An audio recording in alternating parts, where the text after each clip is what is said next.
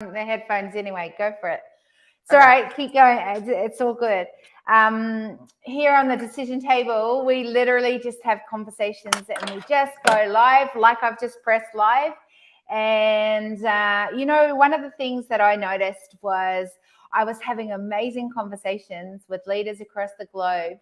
And I felt kind of selfish that I was not able to share the amazing learnings that I was getting from having these conversations. And so welcome to the decision table, Samantha. I don't know you, never seen you before, but I am so excited to, have a conversation and see where today our conversation goes. So welcome.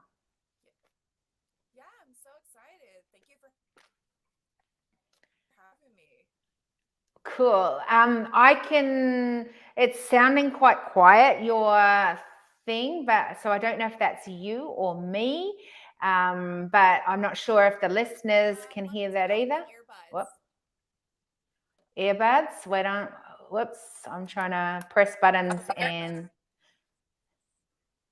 wait on. Why is that going the wrong way for me? There we go. So speak. Sorry. Is that better? Just so I know. That's better. I can hear you now. Otherwise, I'm going to have to Okay. turn my hearing aids up. And I don't really have hearing aids, but if I did, I'm like, I'm going to have to really listen carefully today. So, Mhm. that's good. We love technology. I have literally just got off, and the reason, like, I just sent you the link was I've just got off from a conversation to someone in Italy and someone in Germany. So it went for a long time. It was amazing. But I thought it was quite appropriate because I know one of the things that you're fascinated in is travel. And where did that come from Mhm. for you? I would say it's a combination of two things. The first thing was I would say as a kid, we didn't really go many on summer vacations. And so like the desire to go explore places was where that kind of stemmed from. But also at the same time, my grandparents on my dad's side, they would always go on to like trips together, whether it's like fishing trips and everything. And so like that's kind of like stemmed it because like going through like photo albums growing up, they would show me all the different places that they've been to and how they would always go to Florida during the winter because I'm from the Midwest in Ohio in the US, which some people do is go down south for the winter. And back then, oh, going to Florida is cool. It's travel. Of course, now older and gone more places, not as much as that. But like for Mm. me, like that's kind of where it stemmed from. Was the combination of like not even to get to experience like different things, but also like through my grandparents. And once I was able to travel, like appreciate like different cultures and different types of people. And that's kind of like that grew that love for it. Yeah.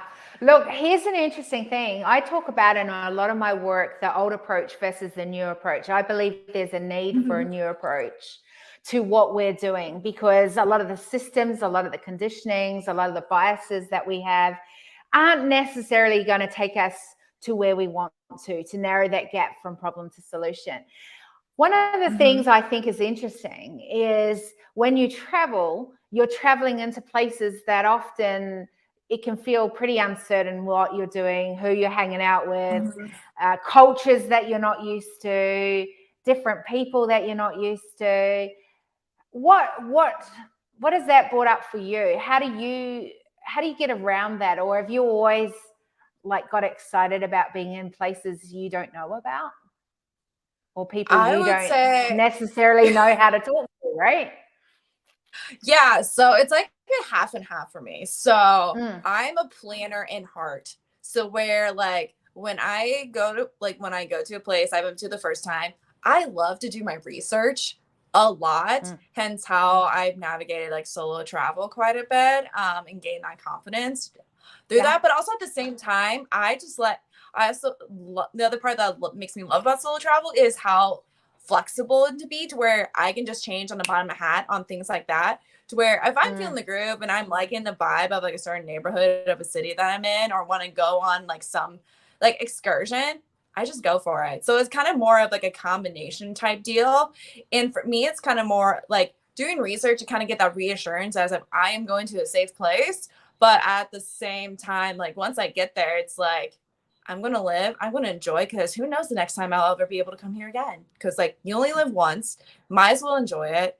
And that's kind of like my kind of like approach in regards to like safety and cultures. And like I love to embrace the culture and kind of see like how the locals live. Like if you're just staying at a resort, you're not really getting the real vibe. That's kind of my thing.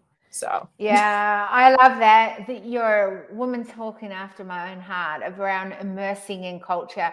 So I'm married to someone who wanted to just go in, check some place out, stay in the nicest places, and I'm the opposite in that way.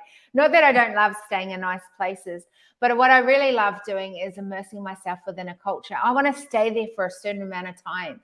I want to be like a local and see what it's like when you go and get food and then you go cook it, or what the conversations are going to be like at the local shops when you're not a tourist, you're just one of those that they go, oh, you're coming in for whatever it is today.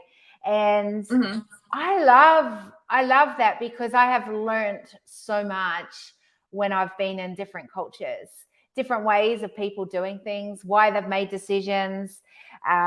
What are some of the learnings you've got from it, from being in, immersing in a culture rather than being the tourist and staying at those resorts or whatever?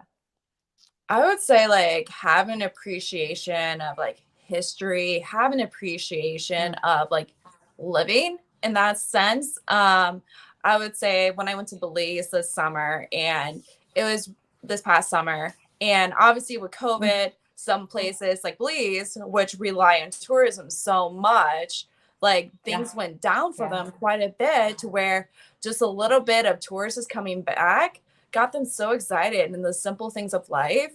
And also just like something accessible as having like water on tap versus like they have to rely on bottled water. And so like those things like that, and their love for their country and their love to like tell people about it. Because I remember when I was doing a tour, and one of the tour guides mentioned like, today's the first day we've had a cruise ship since COVID started. And they were so excited about it. And just kind of getting that like true feeling as of like how much like life, like they appreciate life with their like situation, their circumstances, where like honestly, us in America, if we were in their situation, like things got reversed, we would have been like, hell, like what the hell is going on? So it's like, I would say like from that appreciative experience, but also a lot of like the personal reflection as of, for me, with solo travel, I would say it gives me like that confidence. It's like, I am able to do this. I'm able to navigate and see the world on my own terms without anyone else. And that's just like very empowering. So, So what did you see at Belize? Like, what was it? How had it been affected other than that with COVID? Like, what's happening on the ground there? Because I think one of the insights that you get when you travel is you see things that some of us don't get to see because we're not on the ground. What do you see? What did you see? I saw like, I would say one of the best things I saw, like hands down, was the ATM cave tour, because which I know it's like it's a tourist thing, but it gives like the history of like the Mayan culture, but also it's a place where you can't take your camera to where it's very sacred to them, to where they used to allow it, but then someone dropped a camera onto one of the artifacts, like a skull, to where they decided, in order to preserve our history and our culture, they decided to take that away, to where like it gives an idea like how much they value their history, but also it's kind of more of the only way you're going to remember it is up in here, to where it's up between the ears, to where it's like something very special to you, to where you won't get to experience something else, but also at the same time you get to hear the stories of like how things were during the Mayan like the Mayan days and the culture and everything, and how they had like their different traditions, and to where you kind of have like moments like, I'm kind of glad things aren't that way now in regards to like how they practice like sacrifices. But then you understand like from their perspective, like why they did that, because like for them and their mindsets, like, all right, we sacrifice this one thing so we can get rain for harvest, like so we can eat. And so like kind of thinking from that logical perspective. And so like how like something like like a tourist like, yes, it was a tourist excursion in that extent, but like getting to learn the history from that standpoint. But at the end of the day, like you learn it from the locals, and also like you only get to remember that like from your own memory, to where you're not dealing with 100 people putting their cameras or their phones just to get every single picture. Like that's like something I really loved about it. Yeah, I love that. How do you think that, so you've said there how they've learned from it. How do you think they're taking from the history side of what not to do? How do you think they're taking it into culture these days, the learnings going forward that are actually things they're going to keep doing? I would say more of like learn to be patient in life, like and appreciate things as they come. Because when you go to different areas of the world, like every place is runs at different speeds, especially like, so like I'm from the US, and so like different aspects of the US runs at different speeds, and just be able to like learn and breathe and engage is kind of what I've learned through that experience. And it's a way to like kind of embrace life. If I feel like I kind of went a little offbeat, but I'm trying to like wrap it back in here. But like it's all good. It's all good. Yeah. So like that's kind of like what I've seen and learned from it. Is kind of more of like just be in the moment and embrace it, and take it at your own time, because it's your one moment. Okay, so if we break down learn, what does that mean for you? Learn, you said? Yeah, because you said learn, breathe, and experience. So break it down. What does learn mean for you? I mean, learn for me is like every different, like there's different aspects of learning. Like you learn a physical skill, you learn how to cope with certain emotions, you learn how to like basically like understand and process how to do something new. That's kind of how I see, whether it's like learning how to like slow down and embrace like certain emotions during like certain times, or learning a new skill as of learning how to make a pasta, like fresh pasta from the Italian trip. Like, oh, stop. I've just been talking to Italy and I'm really missing Italy today. I want to go back to the Amalfi Coast. I want some limoncello from there. I want to experience the gluten-free pasta and pizza.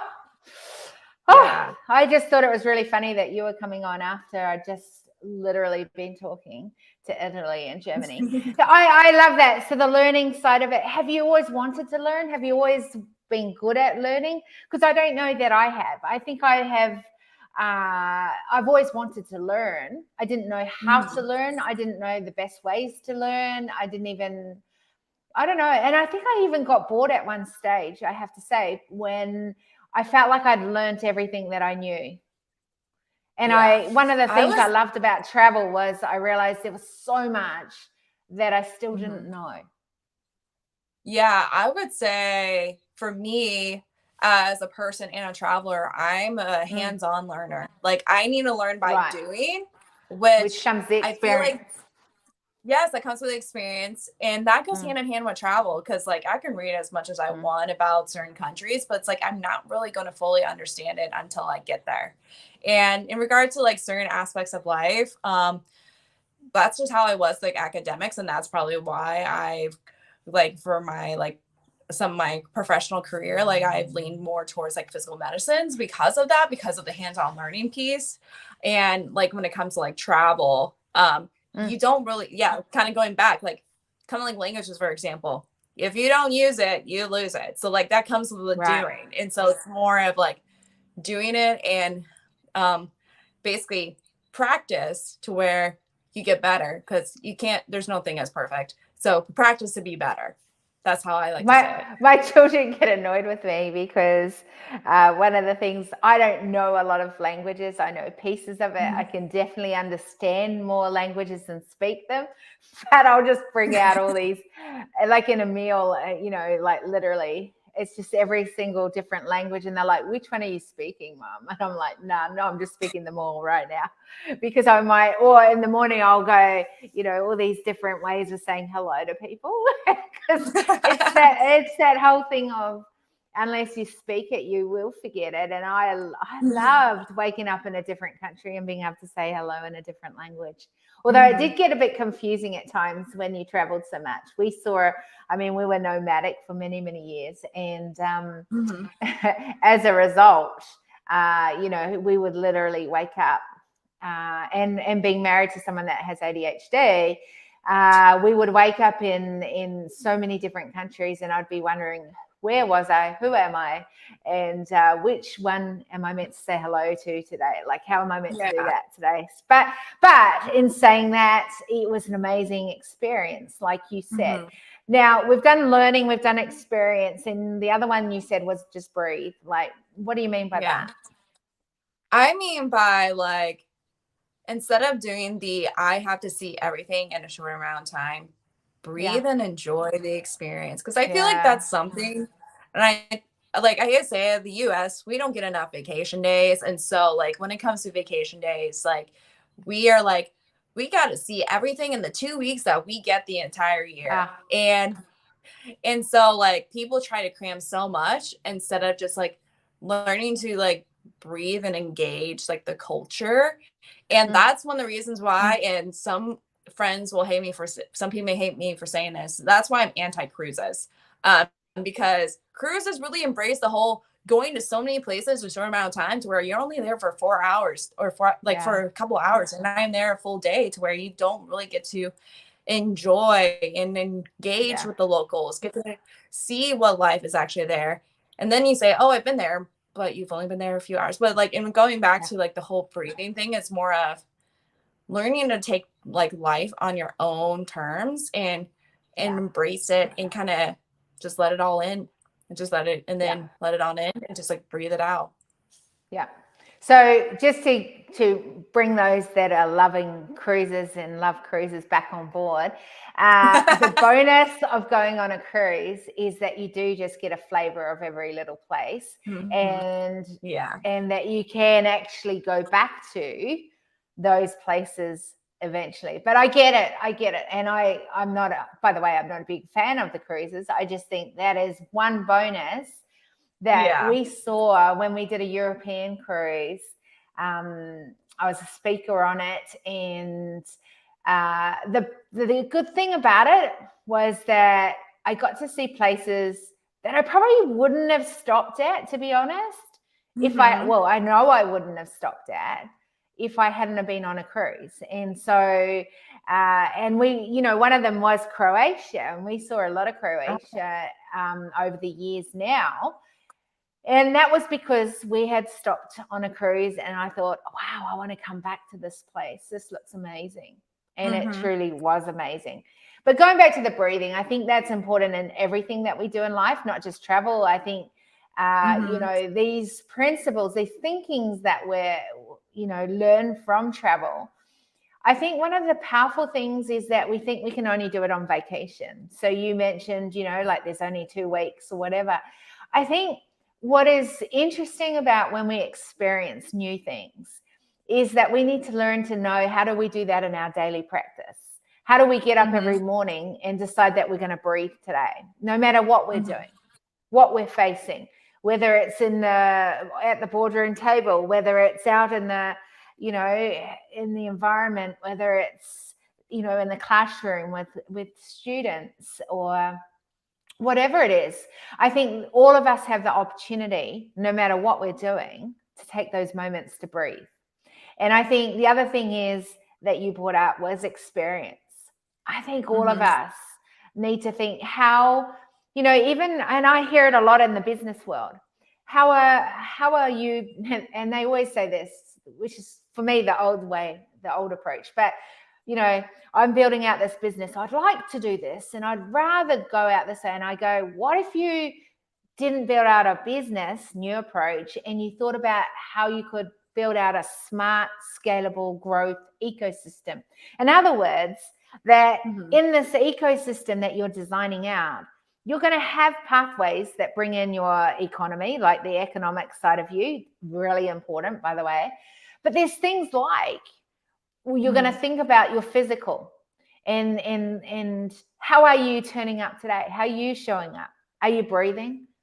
Are you enjoying what you're doing? Are you designing something, a lifestyle that you love being a part of?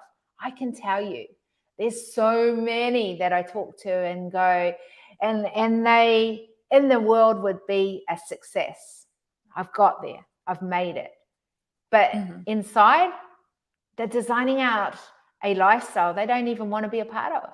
They don't know that what's next. And I just go, what if we could experience every day, not just when we're on vacation, not just when we're traveling?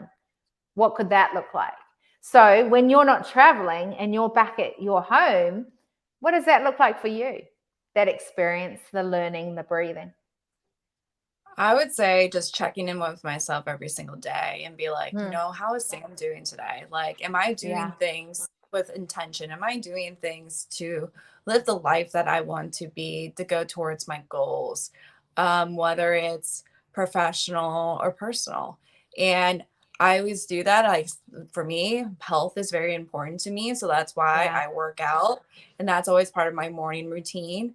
And then at the end of the day, I like to reflect and slow down just by like reading a book or watching Netflix, like something as simple as that, to kind of like appreciate being the moment, like the life that I have, and take time for myself and be understanding of like those boundaries, but also like always making time for others too, and just learning to have that balance. Totally. Love that.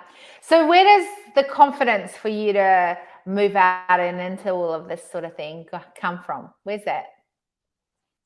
I would say like, you mean like in regards to like, in what context you mean? Sorry, dog is barking. It's okay. I've got two puppies on the other side of this door, and I'm just really impressed that they're being very quiet right now.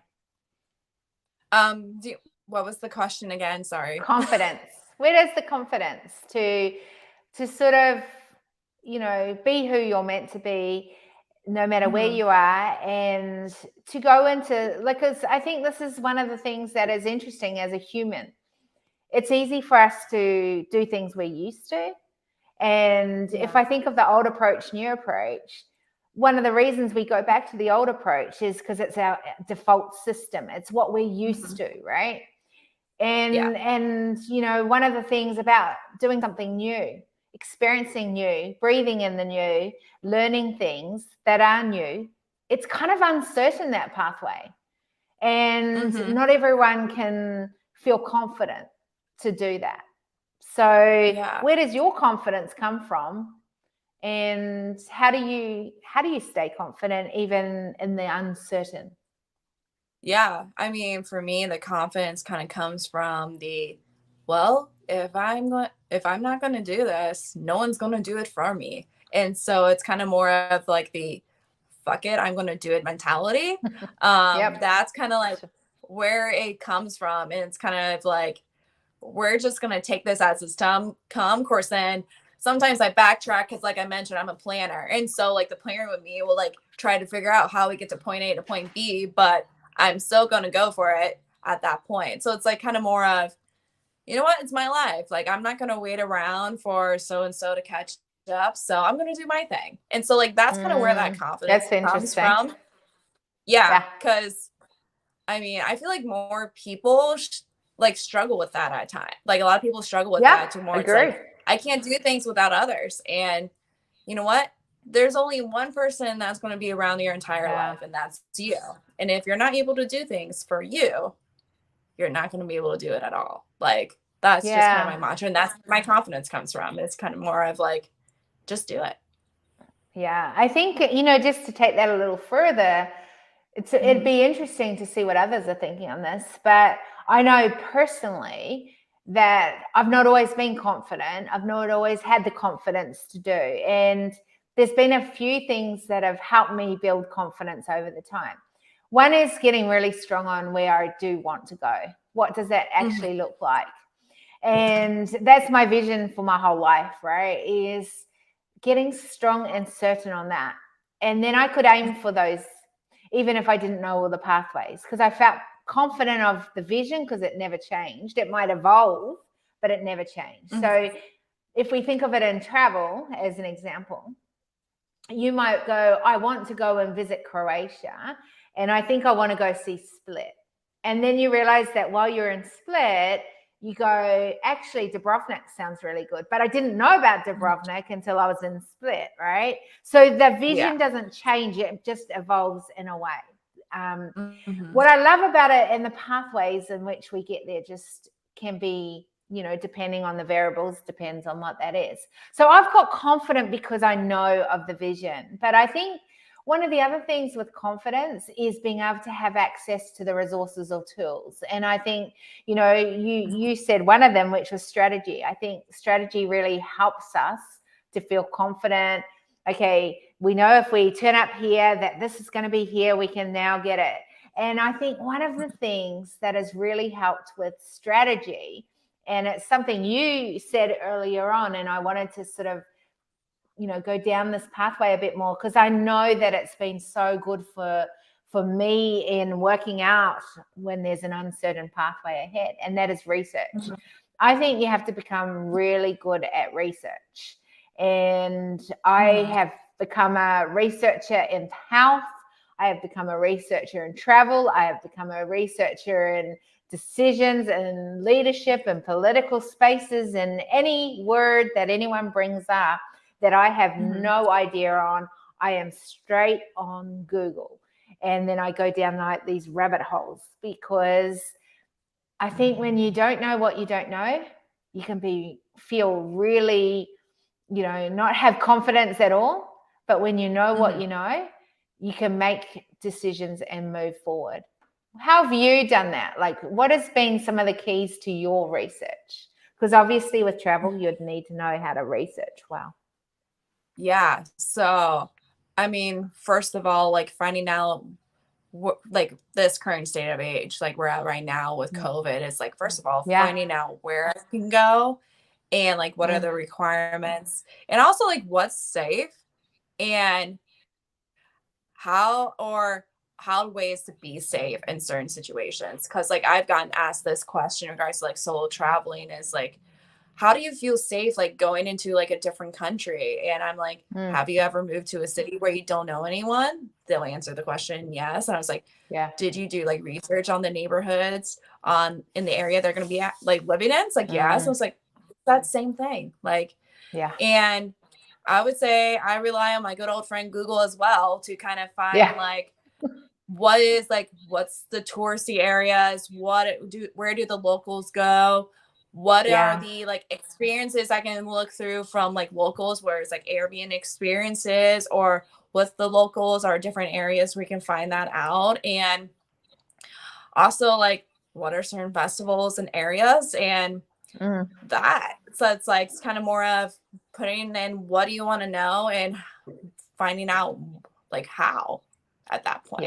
And so I think with research, one of the good things about research is not good thing, but I think is so important and significant, is asking the right questions. And I think the better questions you ask, the better research you gain. And so I think research, one of the things, and this is research not just for travel, this is research in business, this is research in like you want to get to the next level of your house. That's how I do it. Like, is literally I research, I listen to a lot. I think it's listening to those that are meant to be geniuses or experts in those areas, and then looking for patterns and asking better questions, because you don't know what you don't know, but when you do, I think there's knowledge that you can take from that data that you've just gathered. So I think research is really important.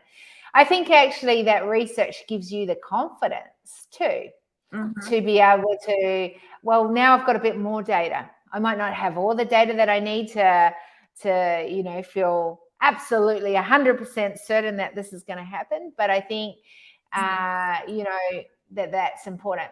I do think, and so the reason I say that is because I think there's a lot of nowadays where we have to start thinking for ourselves and make smarter decisions.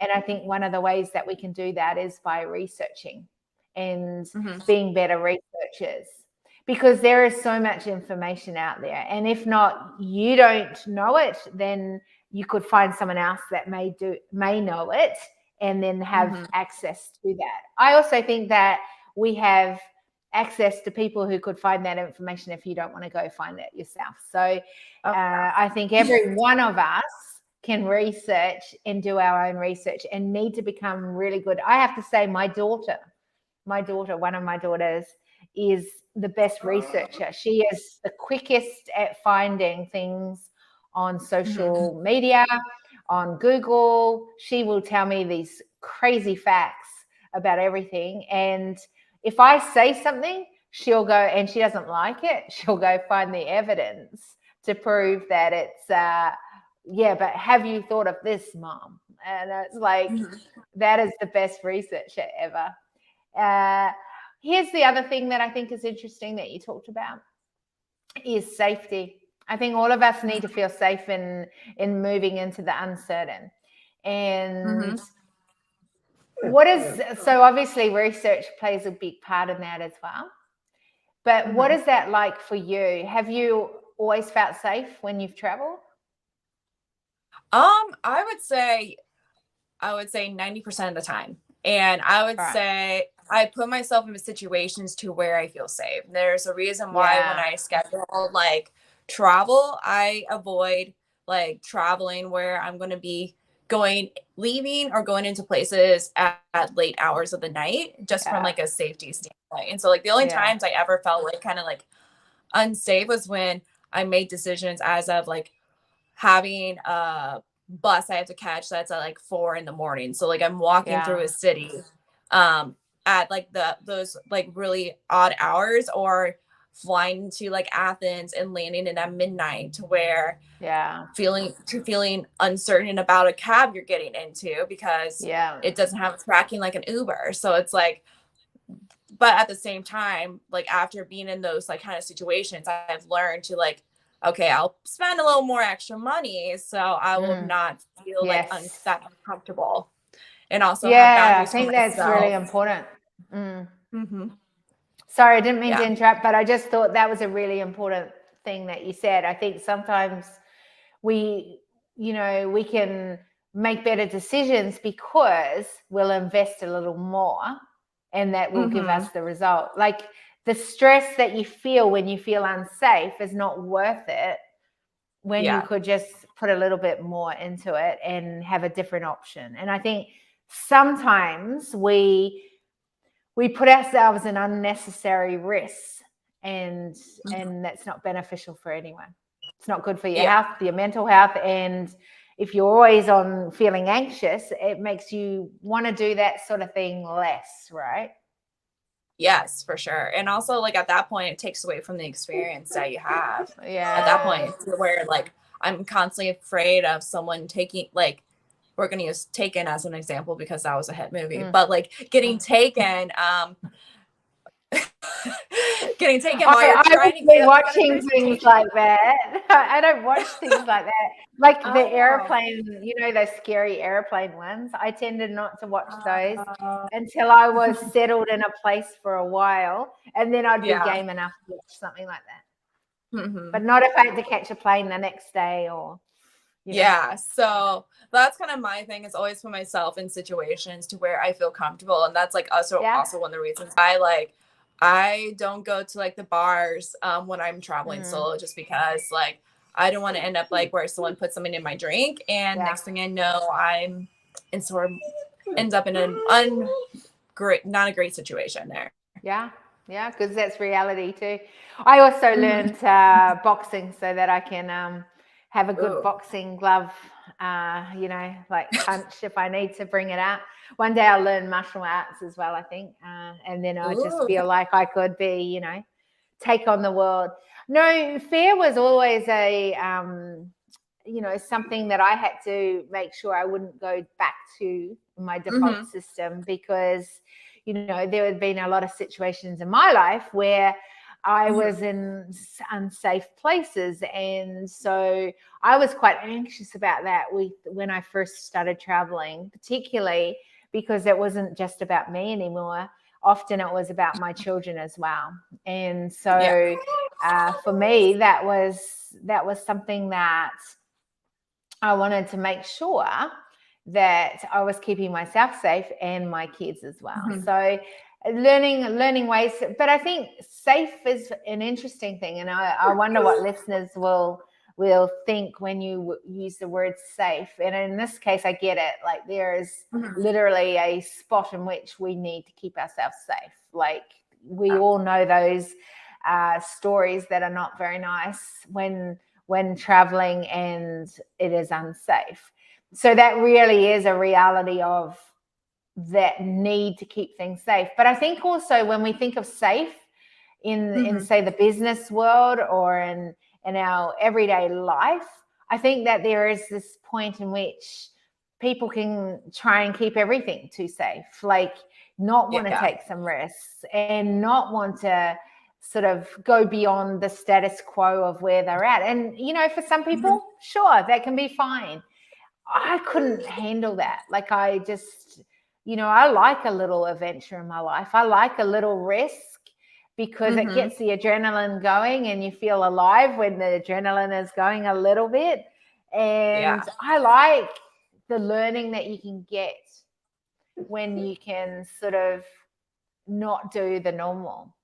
And I wonder how that will be as we open borders more and travel more again.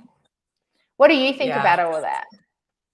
I think the fact that we've kind of been stuck in like certain places. I know like Australia and New Zealand, they're now opening up for the first time in like 2 years. And so like a lot of people are like very anxious to like if they're from Australia, like originally and they're in different countries, they're anxious to go see their families. And so like people who are like from different countries who are away from others, like I think it's more of there's going to be a big rush for tourism in general, just because people have been cooped up, haven't been living their lives how they want to, and want to be able to explore more after, kind of been stuck in like in a confined space for basically we're almost at 2 years at this point. And so I think it's over 2 years for many of us over here in Australia. But just to say on that one, it's interesting you say it like that, because actually when you've got some variables in the situation, so I've got a son who has special needs, and I have to tell you, I love traveling. I just can't wait to get back to the US. It's a big part of my life over there. And I'm in that space where I actually go, if the borders closed overnight, which by the way they can and they do, and we've seen it before, and my family aren't traveling with me, am I okay that if they decided that they weren't going to open those borders for another 6 months or a year, would I be okay to have my family on the other side of the border? And the answer is no, I'm not okay.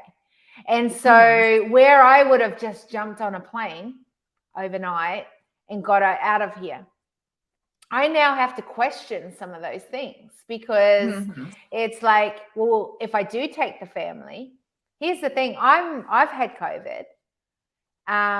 The rest of my family actually haven't. Well, I think Taki might have, but he would have been the whatever it is, the one that maybe they don't, that one. But my kids haven't, and so the one particularly that I'm thinking of, Ethan, who has vulnerabilities, hasn't had COVID yet. And would I be willing to take him across the globe and for him to get it in case something doesn't go right? And the answer is no, I don't think I am willing. So there was a time I would have jumped at the borders opening up. But now, and here's the other thing. There's a lot of requirements now. Okay, at every place you've got to be tested or like, whatever. And am I willing to stick something up me and my children every time I get off a plane or whatever before I get off the plane in most cases. But yeah. I think it all comes down to perspective, because like everyone's situations are completely different. Because like I'm single, I don't have a family like besides like my parents and my sister. Like I don't have a family beyond myself, to where it's like I kind of feel comfortable doing those kind of things, where you as a mother with the family, like those perspectives are differently changed. So like it depends on like your stage of life and what you feel comfortable with. And at the end of the day, it's like it's what everyone feels comfortable in, their own decisions, how they want to live their life and what they feel comfortable with.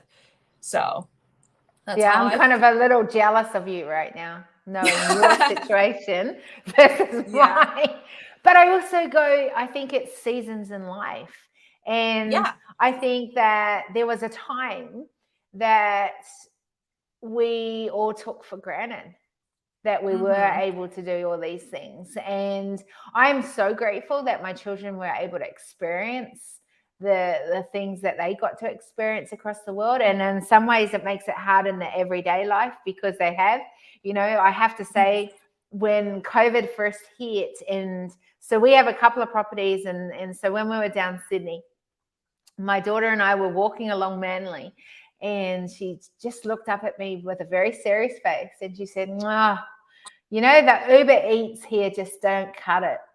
She goes, Mom, we have had such amazing food across the globe. And, and I was like, first world problem, but I so get it. Like we've experienced the most beautiful curries in Thailand. You just can't buy that at the shop over here. We've had like I've said, the beautiful food in Italy, the gluten-free pasta and pizza. Like I don't even like pizza over here. I don't like the pasta here, but I love it in Italy. And I'm so grateful we got to experience that. But in some ways, it's opened us up to a whole lot of knowing that there's so much more than just our borders and what we live here in Australia. So, that side of it, I get jealous when I hear that you can travel, and, it's that decision is much easier, say, for someone like yours in your situation.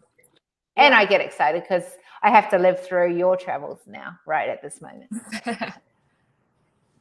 And I'm sure that's how a lot of people felt with us anyway. So tell me, how do people learn more about what you do? So they can find me on Instagram. That is like my main like social media, Sam_the travel coach. And then I do have a travel blog, She Travels for Her, and .com. And like the message behind that is more of like she travels on her own terms, like, and learning how to do that, to where that's where like my love of solo travel like came from, is because like I wanted to do things for my own terms, and then I would basically like share that message for others, to where they feel gain that confidence, and where they're gonna have that fuck it, I'm gonna do it mentality, and go see the world on their own terms.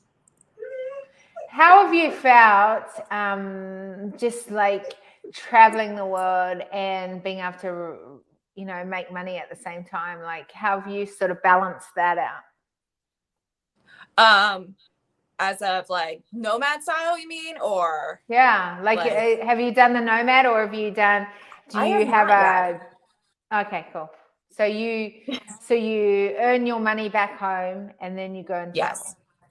Yes. I currently earn my money at home, and I work a full-time job on top of this, to where I have the opportunity to go to different places, like during vacation, during like the summertime and the winter time, since my like schedule works around the academic year. So it's pretty nice. So what I love about that is that you'll do whatever it takes. And I think that that's so important in whatever we're doing, is, like if we've got a big enough vision and we want to do it enough, then we'll do whatever it takes. And I think that that's really important for all of us to remember. Are we going to do whatever it takes to keep moving it forward, to keep moving towards what we want to be a part of? I love that. One of the questions I ask here on every conversation that I have is, what are you taking from our conversation today? I would say learning, I would say for me personally, it's like learning differences between others, different life circumstances, and kind of giving perspective. Like us having the conversation about like the borders opening up and you being like explaining your life situation and being vulnerable Yeah. and have me reflect as of, you know what, I'm appreciative of my situation. Sure, at times I wish I wasn't single and I had Yeah. a family at this point, but I'm Yeah. able to do the things that I am because that's where my life is meant to be at this point.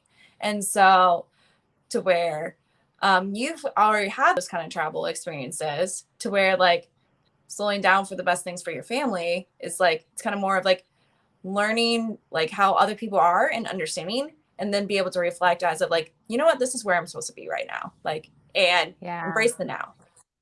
Yeah. And I think that is one of the biggest keys that I've learned over this time is the importance of embracing the now.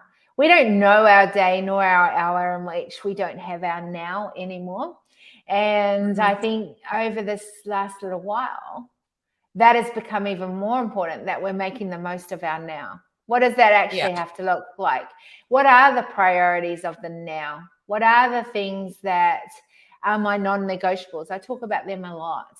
And that's because when you've got a bigger vision and there's things like this that get thrown your way, even though I love traveling the world and I love my work across the globe and I love being immersed in cultures, all the things that we've talked about, I also love my family. And I also want what is important for my family. And so when I make a decision, it doesn't just impact me.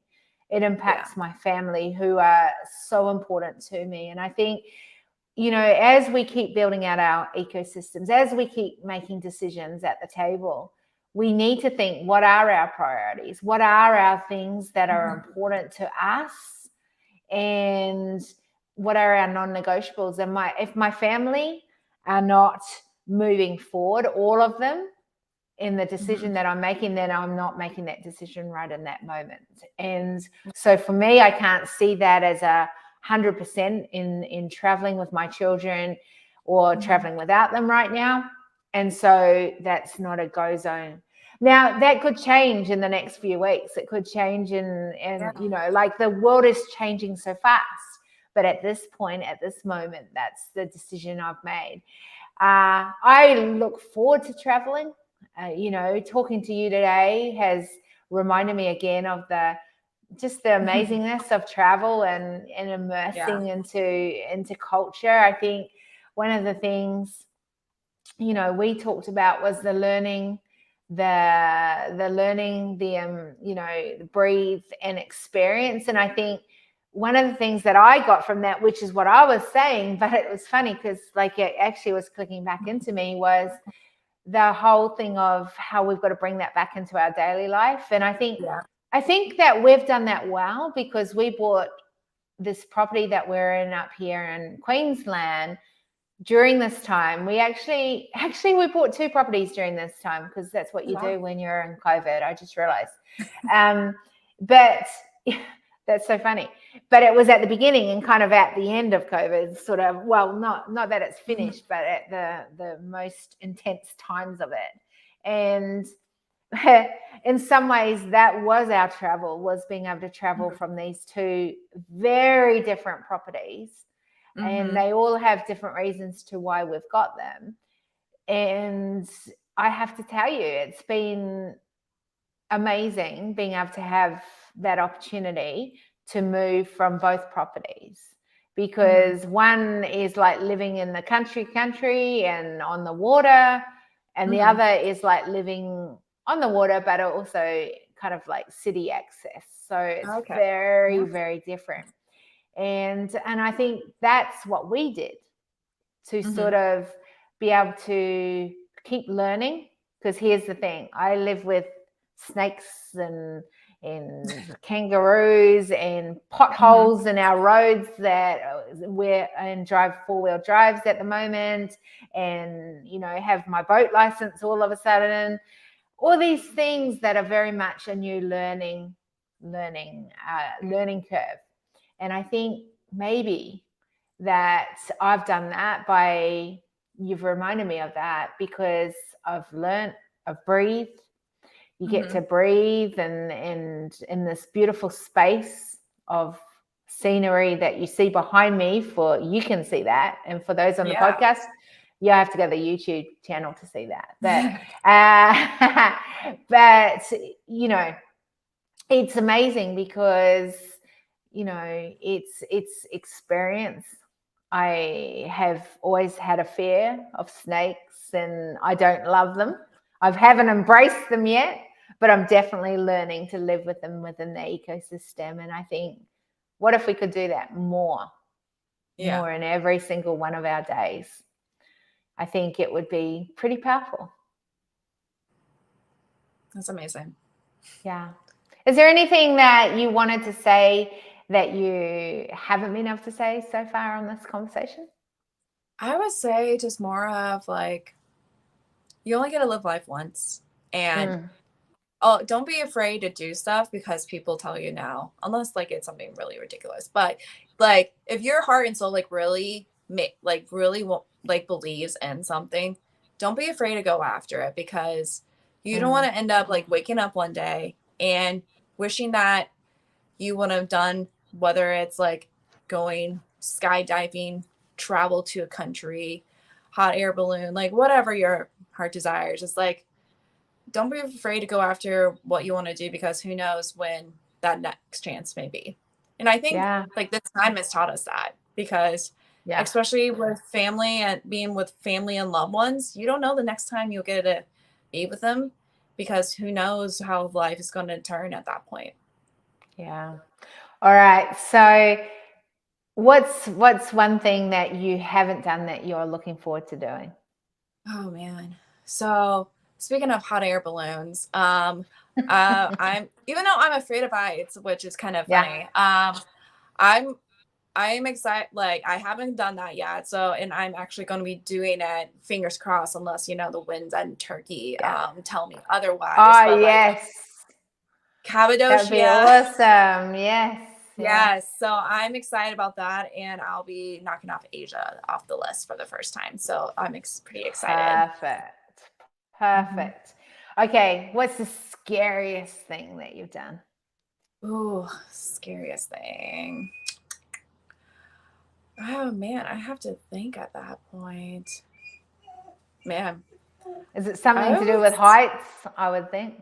I mean, yeah, honestly, like, I am afraid of heights, and I would say one thing for sure, even though it's not travel related, but like, so one particular moment when it comes to heights, even though it's not that scary, actually, no, I'm going to flip it. So I would say climbing inside, I'm going back to the ATM cave tour that I mentioned earlier. Yeah. So, I would say like, actually like, climbing the rocks of that in the cave, and just honestly, I felt like Indiana Jones. I felt like a badass, and I was scared at the same time. So. I love that. Okay, and last question: as we finish up on the decision table, what do you wish others would do to experience that maybe you've experienced but most people don't or haven't thought about doing it? I mean, I'm gonna go back to like my melted butter, like solo travel, because I feel like not enough people do it. I think people are afraid of doing things on their own, like a combination of, they think of it as more expensive, they think of safety, they think of like going to unknown places because of language barriers. But like, I think people should do it at least once in their life, because it's a way of getting to know who they are and get to do something like on their own terms and just kind of embrace things. Like, for me, it was transformational. It got me like out of my comfort zone as a person. And I feel like it's something that people should do at least once in their lives. It doesn't have to be international, but like, at least like go somewhere that's at least go down the street, right? Oh yeah, that's the first step. I would say no. That's step number one. Step number two is going to a restaurant by yourself. Yeah, I love that. All right. Well, thank you for having a conversation on the decision table. I appreciate you. Yeah, thanks for letting me on. So this is awesome.